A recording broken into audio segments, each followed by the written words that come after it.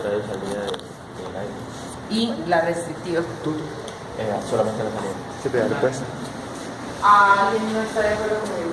La restrictiva impide que se llene totalmente la capacidad. O sea, la restrictiva hace, hace referencia a la alteración en el intersticio pulmonar, en la cual el alvéolo no se puede expandir, ¿sí? Entonces está relacionado con la capacidad vital. Y en la patología obstructiva está relacionado con procesos que ocluyen la vía aérea en cualquier punto, ¿sí? Entonces ese proceso puede ser reversible o puede ser irreversible dependiendo de la condición que lo atañe. Cuando hablamos de enfermedad pulmonar obstructiva crónica, entonces tenemos básicamente dos conceptos. Un concepto desde el punto de vista clínico, ¿sí?, de tratamiento de los pacientes, en que la enfermedad pulmonar obstructiva crónica hace referencia a dos entidades grandes, que son enfisema y bronquitis crónica, que son, digamos que como las que más se ven, ¿sí? El asma también está dentro de esa enfermedad pulmonar obstructiva crónica en los pacientes que tienen asma de larga data, está constituida en ese punto, pero cuando básicamente uno habla que un paciente tiene un EPOC, estamos hablando que tiene bien enfisema, bien bronquitis o un EPOC mixto, que es el que tiene las dos. Ahorita en micro vieron láminas de enfisema y neumonía, listo. Entonces, histológica, macroscópicamente nosotros podemos, o existen unas características que nos permiten distinguir un paciente que tiene enfisema de uno que tiene bronconeumonía. ¿Cuáles serían esas características? ¿O qué podrías decir tú, por ejemplo, un paciente enfisematoso? No, todo. ¿En general? Sí. Bueno, entonces empecemos por lo más sencillo. ¿Qué es enfisema? Una dilatación del espacio alveolar por ruptura de los alveolos. Es una dilatación del espacio alveolar, o sea, todo lo que esté por delante del bronquiolo terminal va a estar dilatado. Eso es enfisema. ¿Y qué características tienen esos pacientes? Clínicamente. ¿Sí? ¿Cuál? Sí, clínicamente. Pues más que todo dificultad respiratoria. No sé si parece la neumonía, que la neumonía va a tener como más tos, un esputo purulento. Entonces yo, para poder decir que un paciente tiene enfisema, tengo que compararlo con uno de neumonía y preguntarles cuál de los dos de bronquitis crónica, y preguntarle cuál tose más. Entonces te dicen, entonces de pronto tiene enfisema.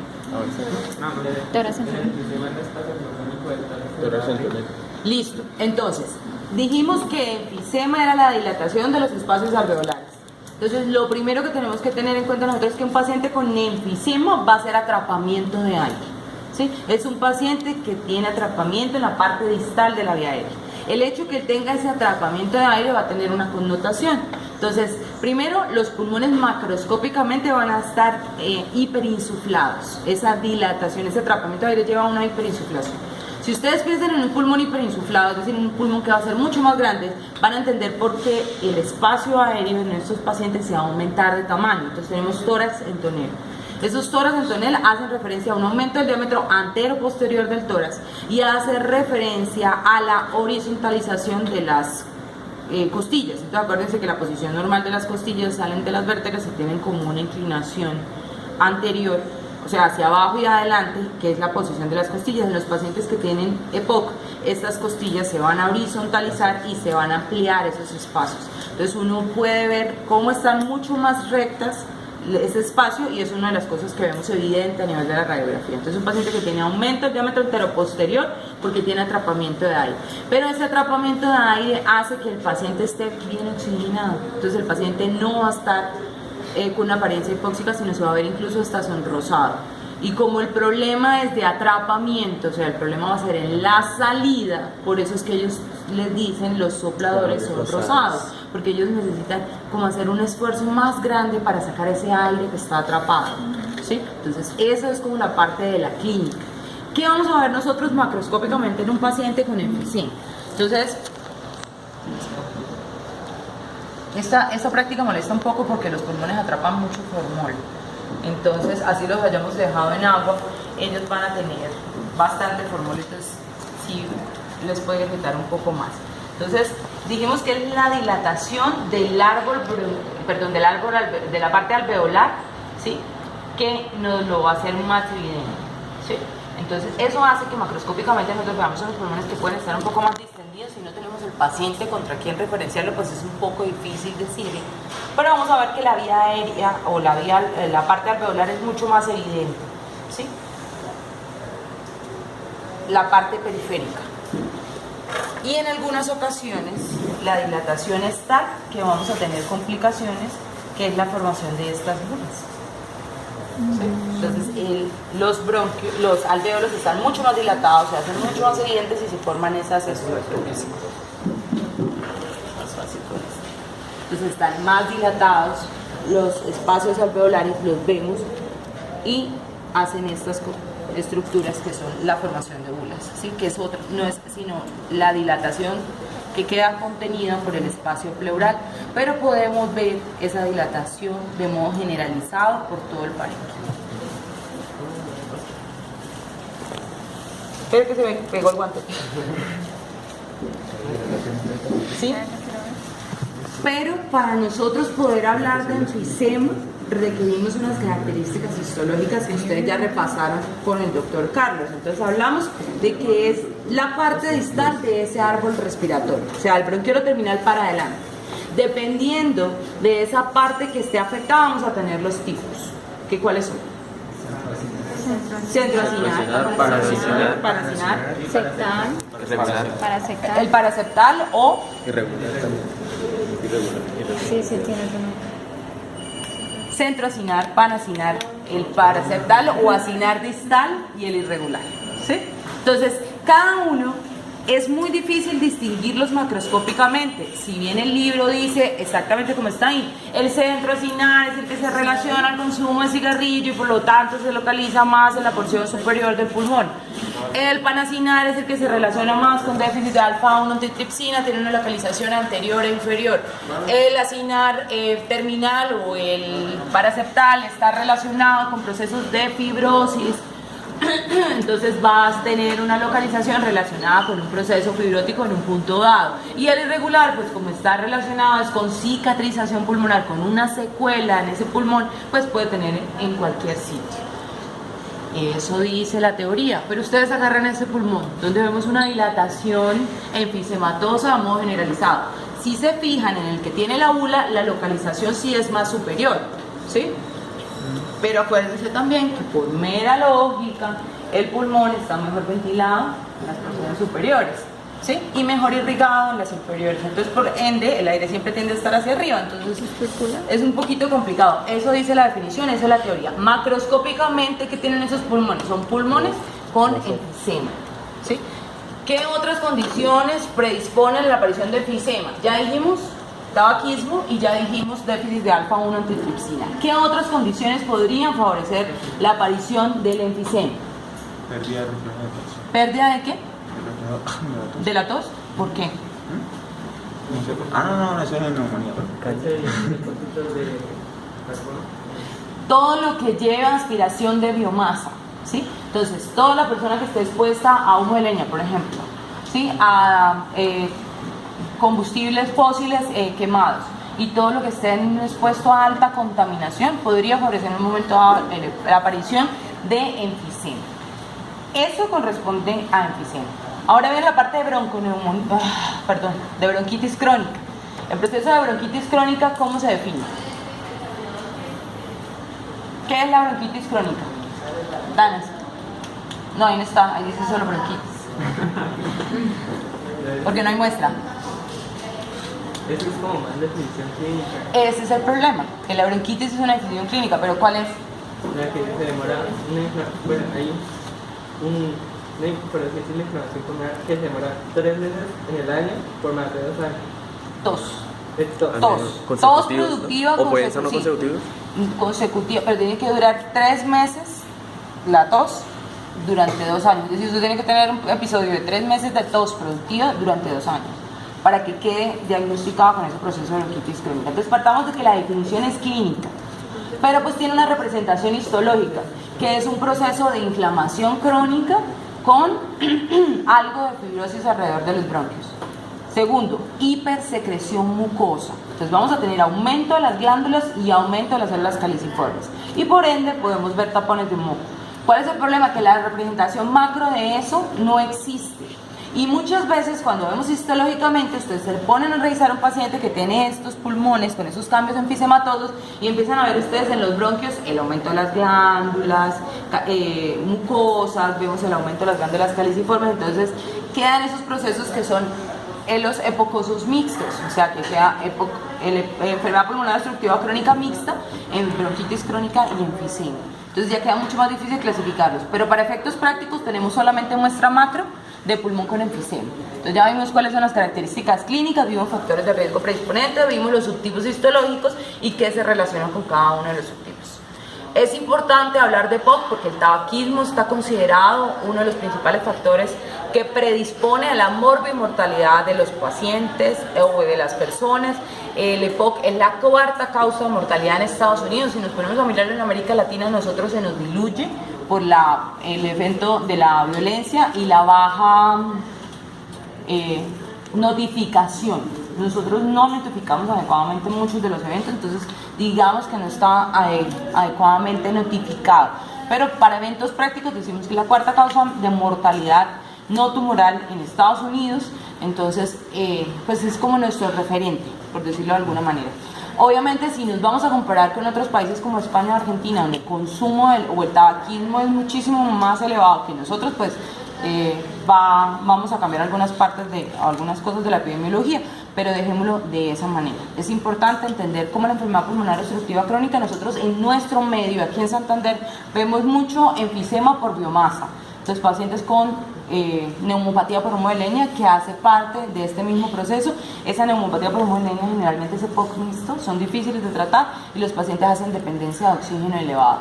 La epidemiología dice que estos pacientes están más relacionados en mujeres y afroamericanas, hay una tendencia mayor a presentar este tipo de alteraciones. Profe, ¿y la única solución para el enfisema sería el trasplante de pulmón?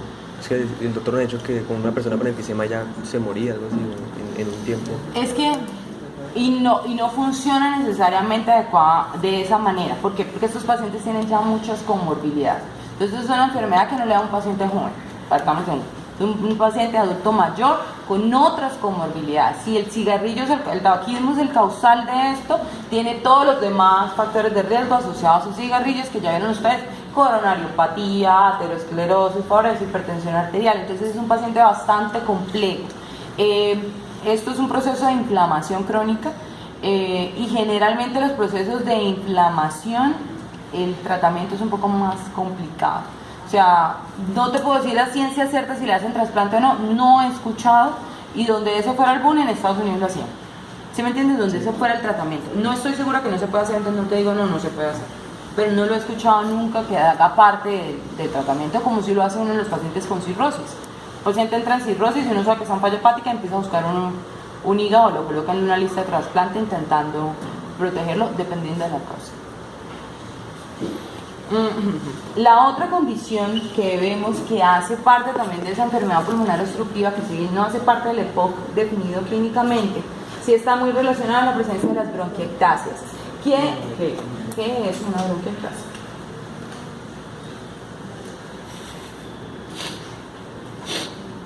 Víctor. Antonio. Pero solo te recuerdo que el paciente tiene esto, es puto fétido cuando se levanta, ¿no? Sí, eso lo tiene clínicamente, pero ¿qué es? ¿Qué es? Dilatación de los bronquios. Dilatación de los, entonces dijimos, enfisema es dilatación del bronquiolo terminal hacia distal. Digamos, la bronquiectasia es la dilatación del resto del árbol bronquial menos de la tráquea. ¿Sí? Bronquios y bronquiolos van a estar dilatados. Eso es una bronquiectasia. ¿Por qué se produce una bronquiectasis? Entonces existen varias condiciones que favorecen a ese proceso. Empezamos, congénitas. Entonces, ¿qué condición congénita favorece la formación de bronquiectasis? Cualquier alteración del epitelio ciliar. Entonces, todas las condiciones que se asocien a alteración del proceso del epitelio ciliar va a estar asociado a la formación de bronquiectasis. Síndrome de Cartagena. Como el síndrome de Cartagena.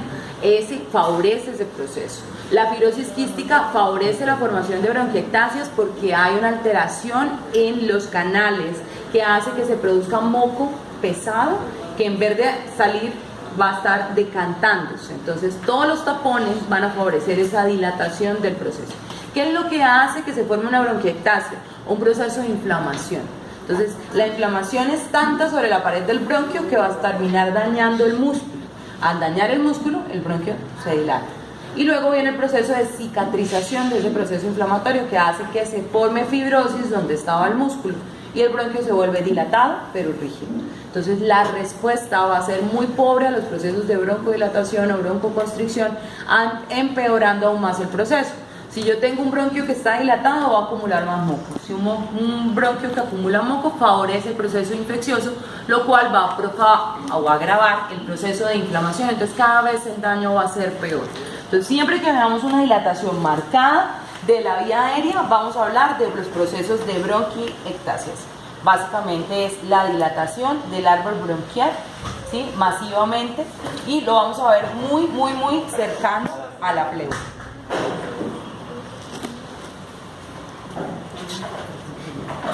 Entonces nosotros vemos la dilatación del árbol casi montados sobre los procesos pleurales. ¿Qué es lo que pasa? Que la dilatación del árbol pues termina favoreciendo que se acumule aire periféricamente y vamos a terminar viendo procesos también de dilatación. Esta muestra, ¿qué más tiene? Además de las bronquiectasias, bronconeumonía. ¿Sí? Pero es básicamente para mostrarles la dilatación del árbol bronquial, que es muy marcado y que llega casi hasta la borde pleural. ¿Sí? Obviamente, estos negros son los ganglios del hilio pulmonar. ¿Sí? No se me asusten con los negros. Y esa bola formada El atrapamiento de aire. Es que la dilatación va provocando que igual se acumula aire allá. O sea, distal. Y terminan provocando la aparición de las vías. Ese es el problema de ellos. Entonces, clínicamente ellos van a tener la representación de que esos bronquios que no responden adecuadamente y que están llenos de mocos, con los cambios de posición podría aparecer la aparición de esa secreción que va a ser purulenta y fétida y que se relaciona con eso. Para que no se confundan, lo que pasa es que estas tienen, o sea, esto es dilatación del árbol bronquial, pero si ustedes se fijan, ese parcheado también es de bronconeumonía, entonces por eso toca como más cuidadito. Después de ese proceso de mirar la obstrucción, tenemos una condición que se relaciona o que se denomina atelectasia, que no es otra cosa que colapso pulmonar. Entonces, ¿por qué tenemos procesos de atelectasia? ¿O por qué se produce la atelectasia o el colapso pulmonar? ¿Cómo? Falta de calor surfactante en caso de recién nacido. En el caso del recién nacido es una alteración en el surfactante. Entonces va a haber un colapso de esos alveolos porque no tenemos cómo se vuelvan a su posición normal. En los adultos también puede aparecer, o en los, más allá de los bebés pretérmino podemos también tenerlo en cualquier edad de presentación por consumo del surfactante. En los casos de procesos infecciosos relacionados con síndrome de dificultad respiratoria, que es el primer taller que vamos a hacer cuando volvamos de vacaciones. ¿Qué otra condición podría favorecer? Obstrucción por cuerpo extraño. Exacto, y falta una. Entonces son tres tipos de atelectasia: obstructiva, restrictiva y los cambios relacionados con procesos de cicatrización y fibrosis. Entonces, obstructiva, una vez que se ocluya una vía aérea, el aire va a empezar a escapar hasta que el segmento que está afectado por ese proceso de la vía aérea va a terminar colapsándose. ¿Sí? Eso sería una atelectasia por obstrucción. Una atelectasia por compresión es todo lo que esté por fuera del pulmón. Entonces, primero, pues, exceso de líquido pleural que evita que se expanda el pulmón va a provocar una atelectasia. Exceso de aire, o sea, en un neumotórax, puede causar la compresión del pulmón. ¿Por qué? Porque el pulmón, cuando se expande, no es capaz de vencer la presión de lo que está por fuera. Y la tercera causa son procesos crónicos a nivel de la pleura: fibrosis pleural, masas de la pleura, alteraciones que hagan que la pleura esté tan rígida que el pulmón no sea capaz de expandirlo. Esos son atelectasias por compresión. Y la última es un proceso cicatrizal. Algo pasó en el pulmón que hizo que quedara una fibrosis, ¿sí? Y lo que está alrededor de esa fibrosis pues se va a retraer. Ya sabemos que la fibrosis tiene esa función. Yo siempre he dicho que son como unos lazos, que se tira el lazo, que es el proceso de fibrosis, y ella lo atrae hacia donde está. Entonces ocurre eso. Entonces ese pedazo de pulmón que está atrapado en medio de esa banda de fibrosis pues va a tener ese proceso de atelectasia. ¿Cómo vamos a ver macroscópicamente nosotros eso? Un pulmón que cuando uno abre la cavidad torácica o ve la radiografía se ve reducido de tamaño, se ve pequeño por esa cavidad torácica, ¿sí? Pero como no tenemos el punto de referencia nosotros en este momento de la cavidad torácica, ¿cómo sabemos nosotros que estos pulmones tienen atelectasia? Porque presentan una superficie pleural corrugada, ¿sí? Se ven arrugados, primero. Segundo, si ustedes lo tocan, son pulmones que están prácticamente sólidos, ¿sí?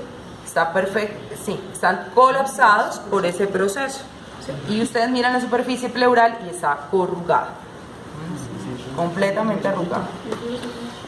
Estos que son más grandes, estos dos muestras, tienen ese proceso de la atelectasia porque vemos que está corrugada esa superficie pleural, pero si ustedes miran la superficie de corte, que era lo que me decían ustedes hace un momento, vemos la dilatación enfisematosa, incluso en la presencia de úvulas periféricas, porque existen unos procesos asociados a estas condiciones que son los otros que están aquí a este lado.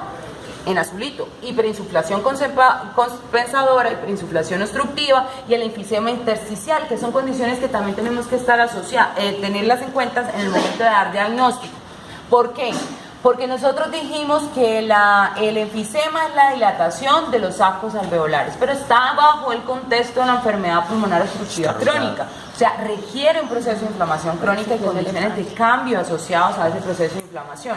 Porque si yo tengo una zona de atelectasia, o sea, una zona en que se comprimió el pulmón, por ejemplo, hay un derrame, pero no es un derrame vacío, es un derrame basal.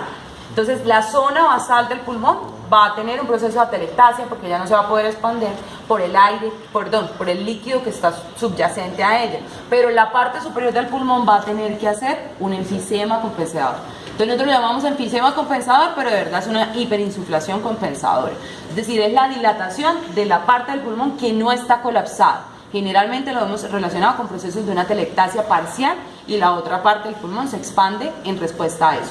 La otra es la hiperinsuflación obstructiva. Entonces aquí tenemos lo contrario. Hace un momento dijimos que la atelectasia se podía dar por una obstrucción en que el pulmón quedaba, una parte del pulmón quedaba sin aireación y lo que empezaba era perderse el aire que estaba ahí hasta que quedaba completamente colapsado. En la hiperinsuflación obstructiva tenemos una obstrucción pero tiene un efecto de válvula. El aire es capaz de entrar pero no es capaz de salir. Y eso hace que esa zona pues se vaya a dilatar y se vaya a producir un proceso, un enfisema en esa localización. Y el otro es el enfisema intersticial, que está dado por un cambio súbito de las presiones. Si yo le subo súbitamente la presión al pulmón, bien sea porque le estoy dando respiración artificial, porque le puse ambú a un bebé, una máscara a una presión que es mucho superior que la que él soporta, la vía aérea se va a romper.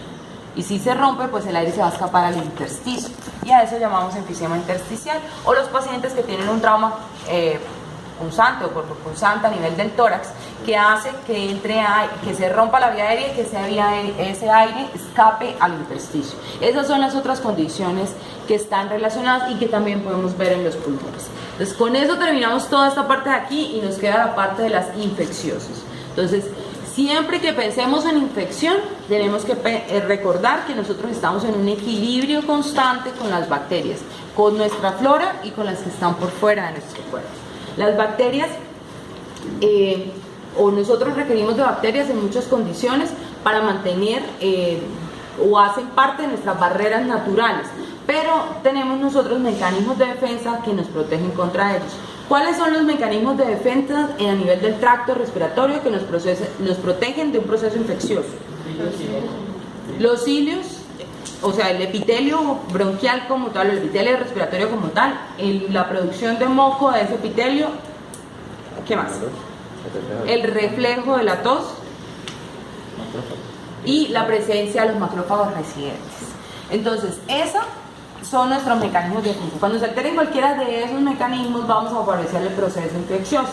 La infección respiratoria la dividimos en alta y baja dependiendo de la localización. Alta estamos hablando de vía aérea superior por encima de la laringe y bajas por debajo de la laringe, ¿sí? Si bien en muchas condiciones, en muchos libros aparece la laringotraqueitis dentro de un mismo concepto como si fuera una respiración alta, se considera que es mucho más frecuente que esos pacientes se compliquen con procesos bajos.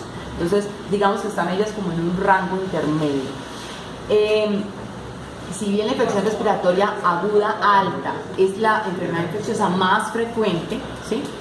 No es lo frecuente que tengamos procesos infecciosos bajos.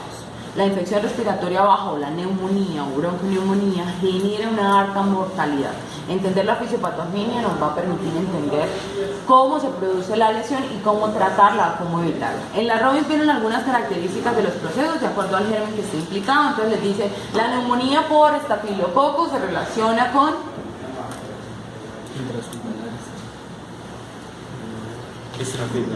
Sí, intrahospitalaria. extras. Extra. Estafilo. Estreptococo es extra, ¿no? Neumonía. Es la principal, la colocan siempre como la primera. En los pacientes alcohólicos crónicos se presenta más infección por...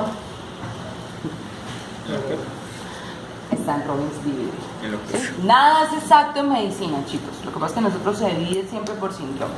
Entonces, hay que entender muy bien el concepto, que es una neumonía adquirida en la comunidad o una extrahospitalaria, que es una neumonía adquirida en un ambiente hospitalario, entender cuáles son los ambientes hospitalarios y qué es una neumonía nosocomial. ¿Sí? Hay que diferenciar esas dos, porque no es lo mismo, si bien un paciente que está yendo a unidad de diálisis día por medio a sentarse 4 horas en un ambiente que está supuestamente estéril y controlado, también esos pacientes que están en esos medios se correlacionan a un mayor riesgo de infección.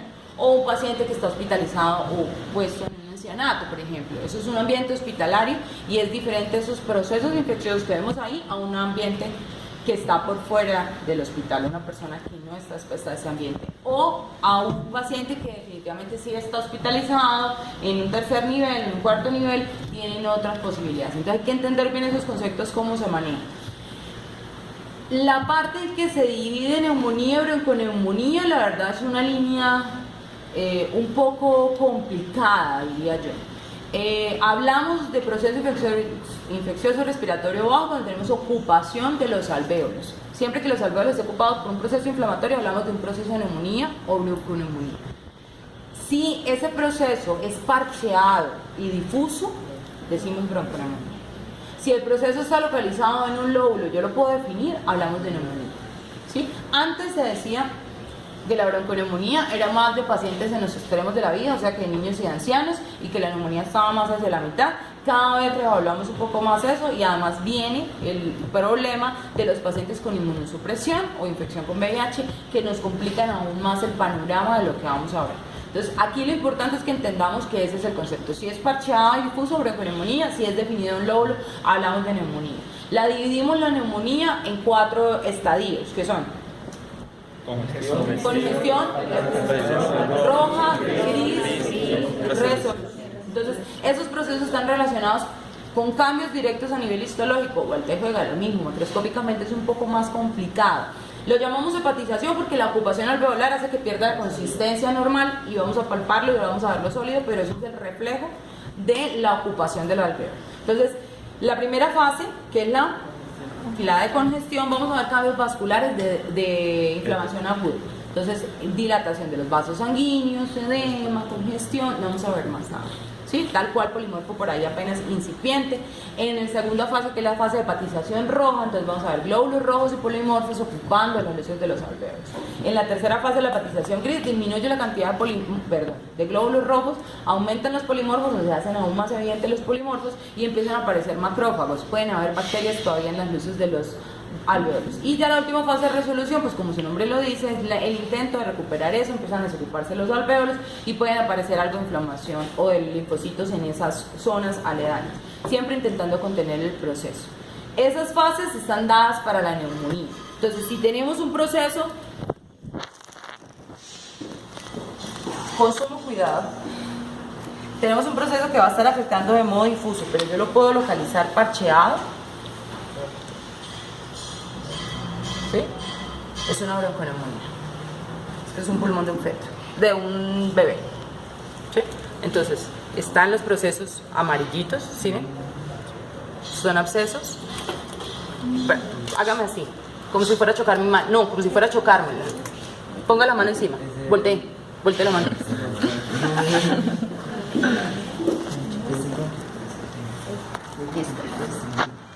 Lo que pasa es que era lo que yo les decía hace un momento. Si ustedes se fijan en estas muestras, exacto, tienen bronconeumonía, ¿sí? Entonces tienen los procesos de dilatación del árbol y tienen los parches alrededor de esto. Entonces, este es el pulmón que complementa aquel de ahorita se los paso, que es un poquito más evidente, pero fíjense acá. Es parcheado. Ese es el proceso de bronconeumonía, parcheado. Uno lo ve parcheado. Y no puede decir la frase. En la bronconeumonía no. En la neumonía sí, en fresco. ¿Sí? Estos son procesos de neumonía. Ustedes los van a tocar ahora y están mucho más consolidados, ¿sí? Y si comparan, por ejemplo, este contra este, pues es evidente que acá hay una neumonía. No son las mejores muestras, ¿sí? Pero son el evento. Porque a mí no me gusta que coloquen la fase por una simple y llana razón. Cuando un pulmón está en fresco y yo tengo una hepatización roja y hago el corte, es difícil para nosotros establecer si es una hepatización roja o es un infarto agudo. ¿Sí? Entonces, a mí por eso no me gusta el concepto de tener que obligarlos a decir en qué fase está. O sea, conmigo, no. Y como la práctica la estoy dando yo, en términos generales, entonces son pulmones con neumonía lobar, pulmones con bronconeumonía como aquel, o estos son bronquiectasia con bronconeumonía, por ejemplo, ¿sí? Entonces es dependiendo del evento. No es tan fácil emitir diagnósticos macro. Donde se pudiera hacer macro, los cirujanos no necesitarían de nosotros, los patólogos, para hacer los diagnósticos. Donde se pudiera hacer macroscópicamente la forma de hacer los diagnósticos. Entonces, no es tan fácil a partir de la macro dar diagnóstico. La macro ayuda, orienta, pero no es la última palabra. Hay complicaciones de esos procesos infecciosos a nivel del pulmón. ¿Cuáles serían las complicaciones de una neumonía? Primero, la formación de abscesos, ¿sí? Después, el desarrollo de sepsis o la migración de ese proceso a otros órganos con formación de abscesos en otras localizaciones. ¿Qué más? La formación de empiema. La respuesta pleural hace parte del proceso de neumonía. Si la infección o el proceso inflamatorio se acerca mucho a la pleura va a reaccionar. Y ese